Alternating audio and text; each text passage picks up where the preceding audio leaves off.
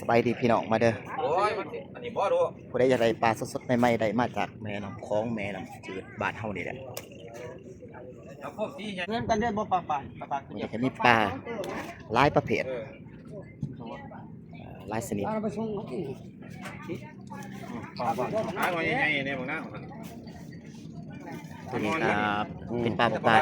แม่น 8 ลูกพวกเก่าลูก แปดแม่แล้วบ่ ตัวนี้เป็นปลาเครื่องปลาเครื่องก็คือปลาคังภาษาไทยคือว่าปลาคัง เจ้าบ่หันเขา ตัวนี้เป็นปลาเครื่องไง เอา แม่งาม มาตามมันคืนเด้อ ปลาคังนั่นแหละ บ่ เพื่อนหน้าปวดเด้อ ปลาเพิ่นรับซื้อรับขายอยู่ในสถานที่นี้คู่มือพี่น้อง คักนี่แต่เสียงเพิ่นเว้ย มีทุกมื้อทุกวันเขามาโดยเด้อพี่น้องมื้อนี้วันที่21เดือน4 2026 ปลาใหม่ไปกินปลาสดๆใหม่ๆก็เขามาหล่นมันก็ยังงาบอยู่ยังหายใจอยู่พี่น้องสงสัยว่าปลาใหม่ๆอยู่ดีเด้อปลาเครื่องปลาคังนี่ก็ยังหายใจงามๆอยู่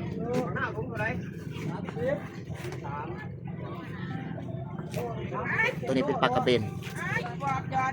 ไงปลาฟ้า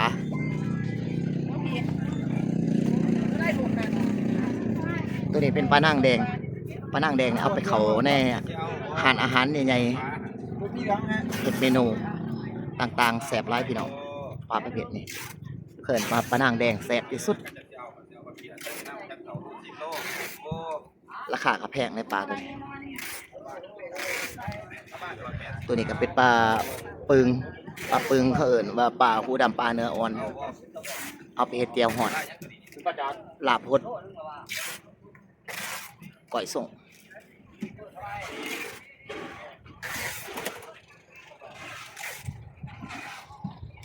แล้วก็มีปลากาย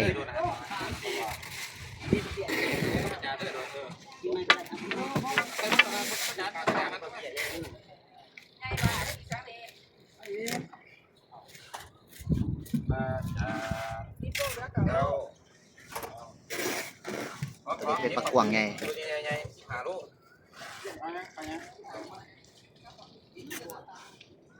จะได้โตสดๆเป็นๆก็มีนะพี่น้องอันนี้มันยังเป็นเข้าคังไว้ใส่อกซีไปพอใส่อกซี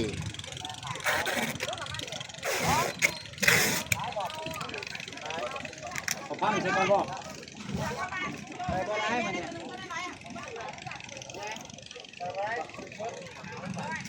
อยู่นี่ก็เข่งหนึ่งเขาจะเกี่ยมอัดใส่โฟมเอาน้ำแข็งลงใส่โฟมแล้วก็อัดน้ำแข็งแล้วก็ส่งไปตามสาขาส่งไป2 เมกสวรรค์เวียงจันทร์เห็นแล้วก็ฝากไลค์ฝากแชร์ฝากติดตามเด้อพี่น้องสั่งเบาต้องเราไต่เป็น2 ไม้เปิดไม้ติดตามข่าวสารทุกเรื่องเล่าป้านี่ทั้งหมดให้เราเบิดบ่อันนั้นปลาท้องเปล่าออกจากอันร้อยท้องเปล่าออกจากกระทะมันเอาออกรอดนะมีนาดิพวกขนาดนั้นนะ เด้นี่มันยากเบิดบ่เข้าใจ รอดเอาเอาน้ำจะด่างอะไรจะฟ้าประเภทนี้ฟ้าจะผัดก่อนอันนี้เป็นคนมันเด็กด้านป่าสับด้านมันเด็ก ปลากระเบนเนี่ยเอาไปเห็ดออมหรือผัดเผ็ดแสบผัดกะเพรา ร้านเดียวเป็นคนตัวแรกเขาจะให้เราได้กระทะแกหมอเบิร์ดเลยไหมร้อนแกหมอเบิร์ดโดนกระทะ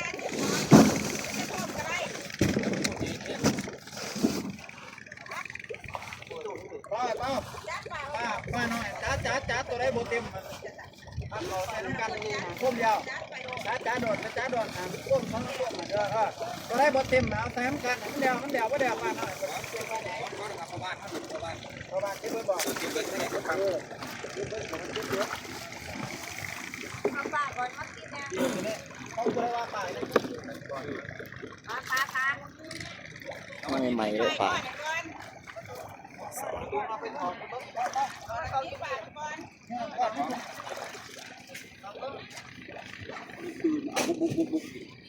ต้นพวกน่ะต้นพวกมันลง ป้าก็ได้มาใหม่ๆเนี่ยจากแม่น้ำบ้านเฮานี่มีทุกมื้อพ่อค้าแม่ค้าเขาเอามาขายกันในสถานที่นี้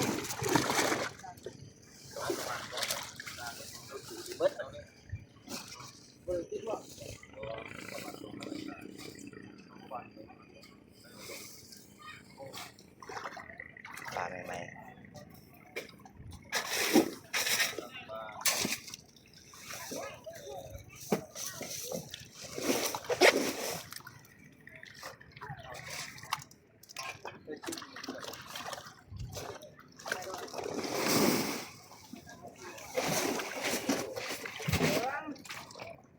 ปลาเกียกลางเมื่อไหร่ว่าปลาเกียกลางเก็บมันที่ เก็บมาไปที่ เมื่อไหร่ว่า เด็ดเด็ดเด็ด หาเก็บมันที่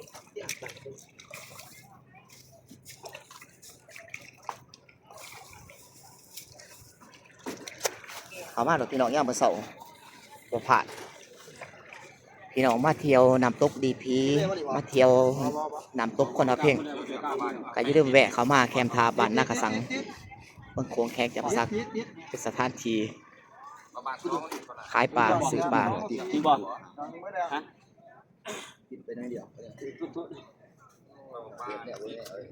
โลหาโลที ประมาณ2 4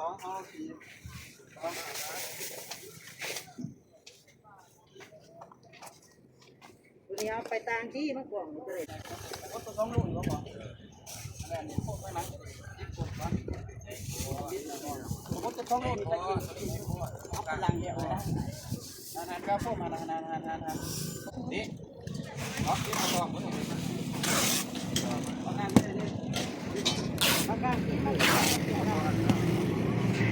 พ่อค้าแม่ค้าอย่างไรไปขายต่อก็สามารถติดต่อพ่อพันธุ์ได้เด้ออาจจะขึ้นเบอร์โทรไว้อยู่ที่หน้าคลิปวิดีโอ020 98 30 6519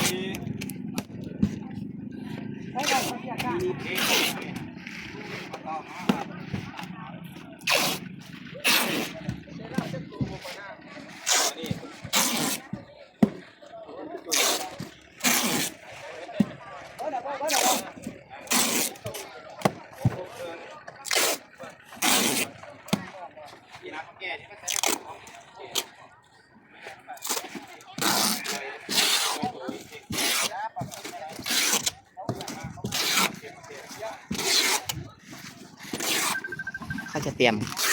อัดใส่โฟมแล้วก็ส่งไปตามสาขาให้ลูกค้า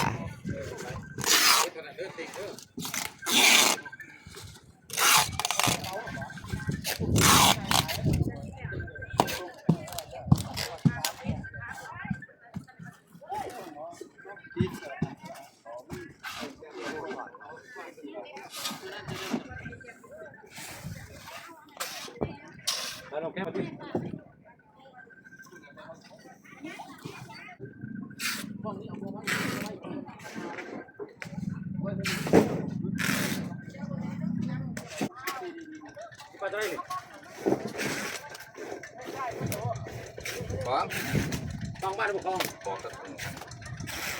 ไอ้ที่นี่เจ้าหันเบิ้งตะตุ่มแล้วเนี่ยเอาเปล่าบ้านใส่ก่อน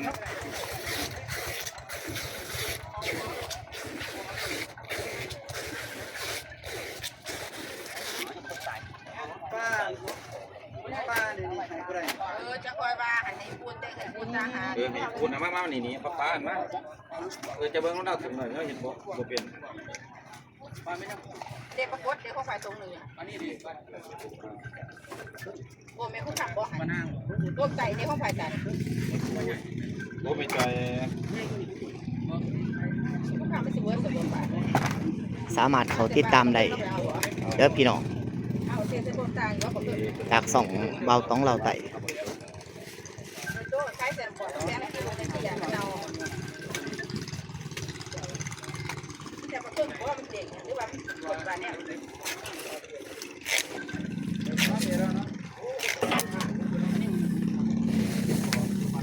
าอยู่นี่หลาย บ่พอจะมาขายบ่เครื่องเบิ่งหัวน่ะก่อนได้ไหมฮะ ปิ่งมาเดียวกันใช้เจ้าบ่มานั่งนี่ นี่คือบ้านนากระสังเมืองโขงแพงจับซักเกิดตำนานขึ้นซื้อลือซะว่า 4,000 เกาะ 4,000 ดอน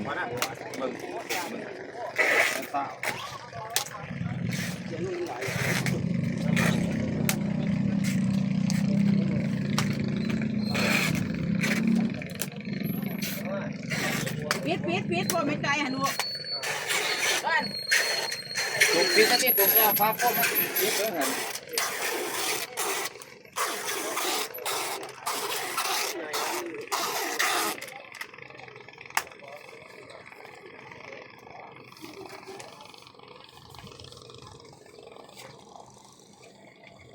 ของแน่ทุกอย่างอ่ะน้อย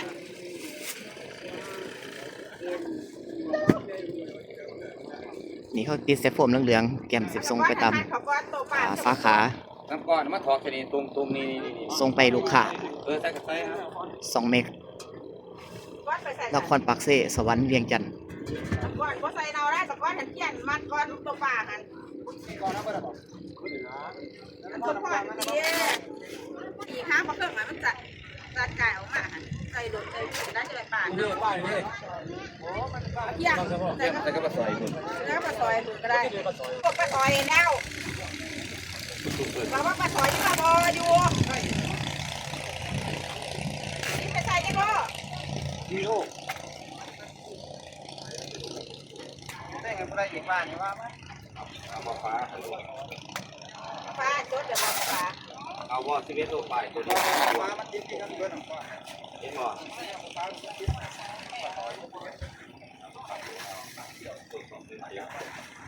เอาปลาฟ้าอะไรกับเอาปลาปยา ขับเปียซื้อให้ดูมั้ยอ๋อที่ถือดู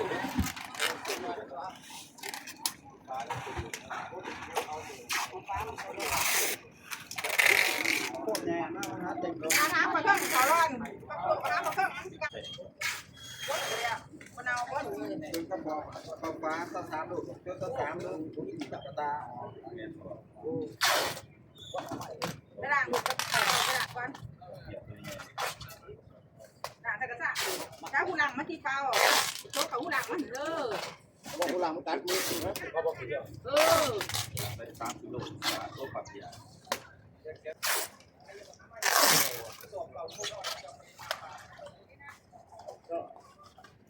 ก้อนเป็นไหวได้แน่มันกินเบิ้ลเบิ้ล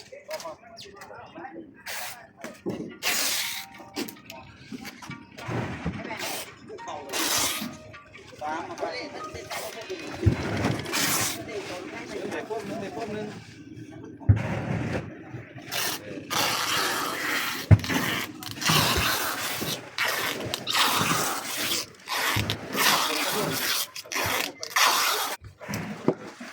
ขอใส่เป็นเป้ายังมาเปียใส่ลูก